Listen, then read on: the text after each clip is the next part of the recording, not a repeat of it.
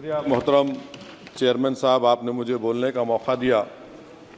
मैं शुरुआत में बताना चाह रहा हूं कि मैं हुकूमत की तरफ से लाए गए इस रेजोल्यूशन की मुखालिफत में बोल रहा हूं और मैंने अमेंडमेंट्स भी दिए हैं प्रेजेंट एड्रेस के लिए।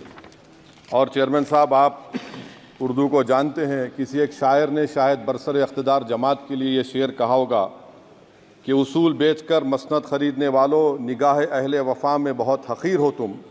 वतन का पास तुम्हें था ना होगा कभी कि अपने हिर्स के बंदे हो, बेज़मीर हो तुम। इज़्ज़त नफ्स किसी शख्स की महफूज नहीं, अब तो अपने ही निगहबानों से डर लगता है। डंके की चोट पे जालिम को बुरा कहता हूँ, मुझे सूली से न जिंदानों से डर लगता है। मोहतरम चेयरमैन साहब, मैं आज इन लोगों की तरफ से बोल रहा हूँ जो दिखते तो हैं, जिनके बारे में बात तो होती है मगर उनकी कोई नहीं सुनता। मैं उनके बारे में बोल रहा हूँ जिनके बारे में वज़ीर आज़म मोदी ने कहा था कि घुसपैठी है।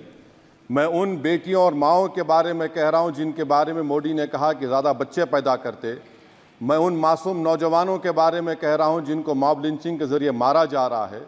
मैं उन बेज़ुबान माँ और बाप के बारे में बोल रहा हूँ जिनकी औलाद आज इस हुकूमत के गलत क़ानून के चक्कर में जेलों में सड़ रहे हैं।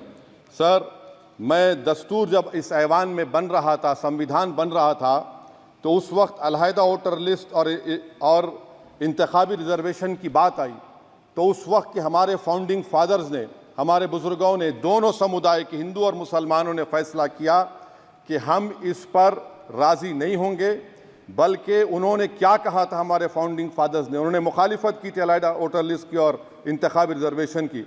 उन्होंने कहा था, I quote sir, it is the duty of majority community to ensure that minorities are elected in the representative numbers.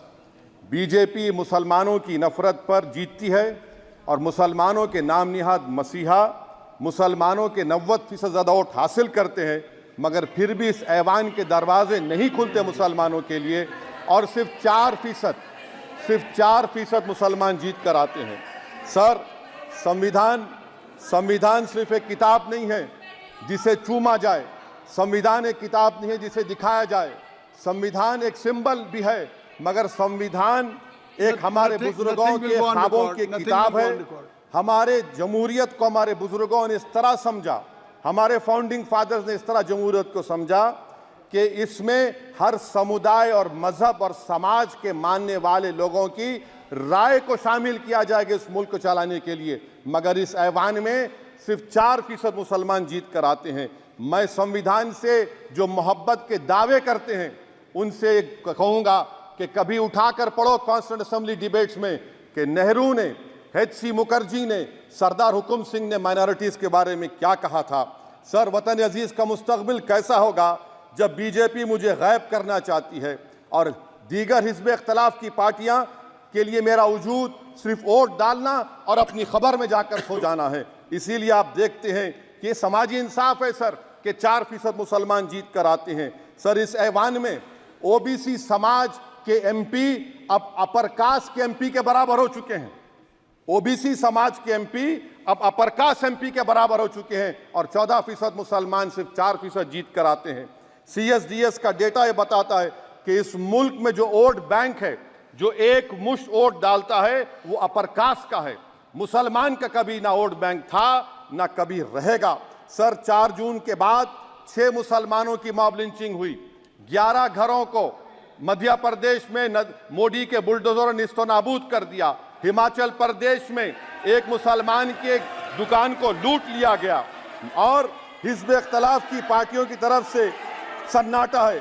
शायद अब वक्त आ चुका है कि लफ्ज़ मुसलमान का नाम लेना भी अब उस पर पाबंदी आयद कर दी जाएगी।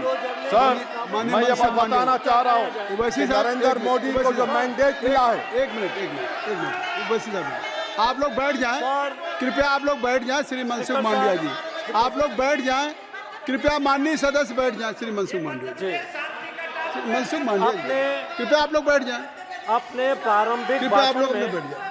आप लोग बैठ जाएं। माननीय सदस्य ने अपने प्रारंभिक भाषण में जो शब्द प्रयोग करा है उसको ऑथेंटिकेट करा जाए। और अभी उन्होंने उल्लेख करा कि मोदी के बुलडोजर ने वहाँ मॉब लिंचिंग करा है, उसको भी ऑथेंटिकेट करा जाए। निश्चित तौर से इसको ठीक है ठीक है ठीक है ठीक है ठीक है। उवैसी साहब, जब भी कोई बात नहीं सर, आप चेयर पर बैठे हैं जी, इसलिए आप मंत्री जी को पेट में दर्द हुआ, माशाल्लाह, शुक्रिया उनका। नहीं, तो सर मैं ये बोल मंत्री की रहा था, जवाबदेही है ये अरे ये नहीं, मंत्री इससे की बुरी बात क्या है? पेट में दर्द हो सकता है, वो दर्द ये सब ठीक अच्छा नहीं। दर्द हुआ, चलिए दर्द हुआ, दिल का दर्द हुआ। तो सर, जो नरेंद्र मोदी को मैंडेट मिला है वो सिर्फ और सिर्फ मुसलमानों की नफरत पर हिंदुत्व की वजह से मिला है। I would like to say it is not Modi's in dock, but every single person voted him despite his anti Muslim voice. And I would like to tell the opposition parties, this is not a moral victory for you, this is a victory of majoritarianism. Everyone should contemplate and do introspection. Why is it that the OBCs and the upper caste are getting their due representation? Why are the Muslims not getting? Are we here only to vote for you and not to get elected? If that is the case, please tell us that we are only here to vote for you. Sir, आज भारत के आधे नौजवान बेरोजगार हैं और रोजगार की तालाश, बेरोजगारी का आलम यह है सर कि मोदी सरकार के 5 साल में 75 लाख एस्पिरेंट्स की जिंदगी बर्बाद हो गई, 6 पेपर लीक हुआ।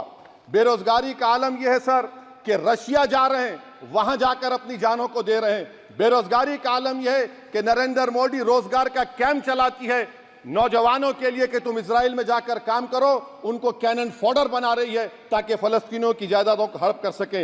ये भी कंक्लूड कर। अरे सर, मेरा टाइम है। कहाँ टाइम है सर? आप लोग ये टाइम ले लिए मेरा। सर मैं 2 मिनट दीजिए। ये विश्वगुरु की पॉलिसी है। इजराइल को 27 टन हथियार जा रहा है। 9 मिलियन भारत के लोग गल्फ में काम करते हैं, क्या असर पड़ेगा? 47,000 इजरायली फलस्तीनी मार चुके हैं। क्या है हमारी पॉलिसी सर? क्यों हथियार दे रहे हैं सर? नस्लकशी हो रही है। सदर जमहूरिया के खुतबे में राष्ट्रपति के सर, मैं उसी पे बोल रहा हूं सर, उसमें लिखा हुआ है फॉरेन पॉलिसी के ऊपर, आप पैराग्राफ नंबर 25 देख लीजिए। सदर जमहूरिया में सैचुरेशन अप्रोच है। क्यों नहीं मोदी सरकार माइनॉरिटीज को तीनों स्कॉलरशिप को डिमांड करती है सर? उसको आपने बजट कम कर दिया। सर बनारस का बुनकर 18 महीने से मंडी का शिकार है, सूरत और बेंगलुरु जा रहा है। सर आखिरी बात कंक्लूड कर रहा हूं, आखिरी बात सर, पनून केस में निखिल गुप्ता, मोदी ने कहा था कि हम घर में घुसकर मारा, तो निखिल गुप्ता को किसने ऑर्डर दिया था पनून को मारने का? अगर नहीं दिया तो उसको बचाइए, और अगर दिया नहीं तो फिर उस पर पीएमएलए क्यों नहीं लगाकर? सर समाप्त करो। कमेटी बनाई आपने, उसका क्या हुआ? सर हम एससीओ को नहीं जा रहे। सर मैं आपको बता रहा हूं कि मैं अपनी इस तकरीर को टीपू सुल्तान की नजर, सुनिए सर, अब हो गया खत्म कर रहा हूं सर। मैं अपनी तकरीर को टीपू सुल्तान के नजर कर रहा हूं। ये टीपू सुल्तान की फोटो है, क्या आप इससे भी नफरत करेंगे? सर ये संविधान में टीपू सुल्तान की फोटो है जिस पर वल्लभ भाई पटेल ने साइन किया, श्यामा प्रसाद मुखर्जी ने साइन किया। ये आपकी नफरत है सर। आखिर में मैं अपनी बात को खत्म कर रहा हूं इस शेर पर कि क्या दिन दिखा रही है सियासत की धूप छांव, जो कल सपूत थे वो कपूतों में आ गए, थे इस कदर अजीम के पैरों में ताज थे, इतने हुए जलील के जूतों में आ गए। बहुत बहुत शुक्रिया सर। श्री गौरव गोगोई जी। धन्यवाद सभापति महोदय।